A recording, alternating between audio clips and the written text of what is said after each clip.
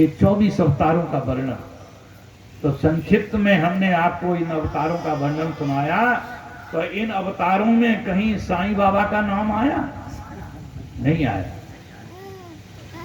लोग साईं को भगवान मानते हैं। मूर्ख लोग, जिनको नरक में जाना है, जिनको अपने परिवार के सहित दुख भोगना है, ऐसे लोग साईं को ही भगवान समझने लगे।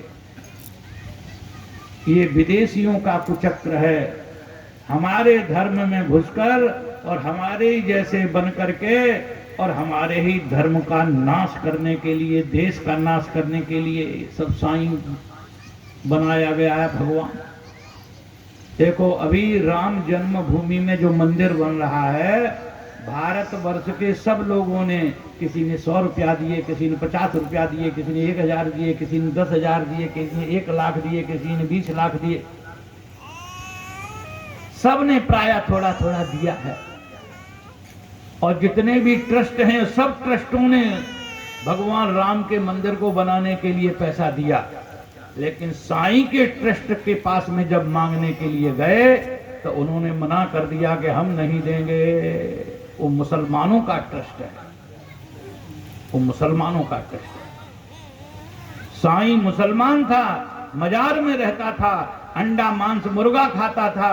एकादशी के दिन उसने एक ब्राह्मण को जबरदस्ती मांस खिला दिया।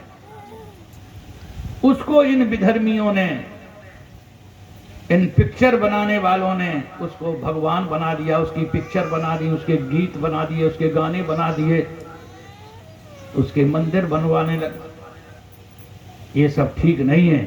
साईं न संत था, न महंत था, न भगवान था। वो एक मुसलमान था, विधर्मी था, अत्याचारी था। जो उसका भजन करेगा, पूजन करेगा, अपने घर में उसकी मूर्ति रखेगा, फोटो रखेगा, उसके घर में 3 चीजें होंगी। अपूज्या यत्र पूज्यन्ते पूज्य पूज्या व्यतिक्रमात्, त्रीणि तत्र भवन्ति दुर्भिक्षम मरणम भयम्। जिस घर में, जिस समाज में, जिस देश में, जिस गांव में, जिस शहर में जो पूजन करना चाहिए उनका तो पूजन करते नहीं। किनका पूजन करना चाहिए? भगवती दुर्गा जी का पूजन करो, राधा कृष्ण का पूजन करो, सीताराम का पूजन करो, भगवान गणेश जी का पूजन करो, भगवान शिव पार्वती का पूजन करो, हनुमान जी का पूजन करो, वामन भगवान का पूजन करो, परशुराम भगवान का पूजन करो, गंगा मैया का पूजन करो। तो इनके पूजन करने से सुख शांति की प्राप्ति होती है। इनके मंदिर बनवाने से सुख शांति की प्राप्ति होती है। और जो अपूज्य, जिनका पूजन नहीं करना चाहिए, जैसे साईं बाबा है, इसका पूजन नहीं करना चाहिए। तो जिसके घर में इनका पूजन होता है, फोटो रखा जाता है, आरती होती है, वहां 3 काम होते हैं: दुर्भिक्ष, मरण और भय। दुर्भिक्षम मरणम भयम। दुर्भिक्ष माने वहां रहने वाले भूखे मरेंगे, भूखे मरेंगे, लक्ष्मी नष्ट हो जाएगी। क्योंकि वहां लक्ष्मी नारायण का तो पूजन नहीं, साईं का पूजन होगा। और मरण होगा, अकाल मृत्यु से मरेंगे लोग, अपमृत्यु से मरेंगे, बच्चे मरेंगे, बूढ़े मरेंगे, जवान मरेंगे, जिनको मरना नहीं चाहिए वो भी मरेंगे। और वहां भय भरा रहेगा, वहां के लोग हमेशा भयभीत रहेंगे, भयभीत।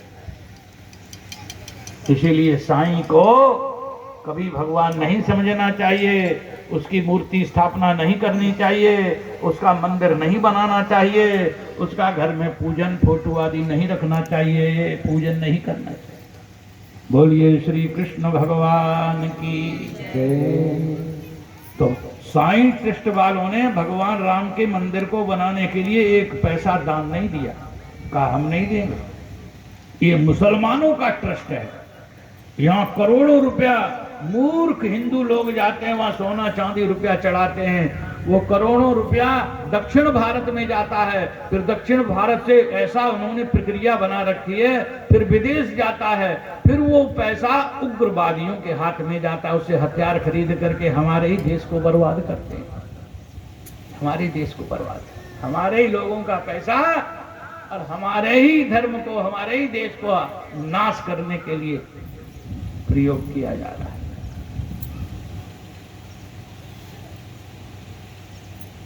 तो कहने का तात्पर्य है कि जिनका पूजन करना चाहिए, पूज्य हैं, उन्हीं का पूजन करना चाहिए, उन्हीं को भगवान समझना चाहिए, उन्हीं के घर में स्थापना करनी चाहिए। आजकल बहुत से मूर्ख अपने घरों से भगवान शंकर को नदी में फेंक देते हैं, अपने घर की तुलसा जी को उखाड़ के फेंक देते।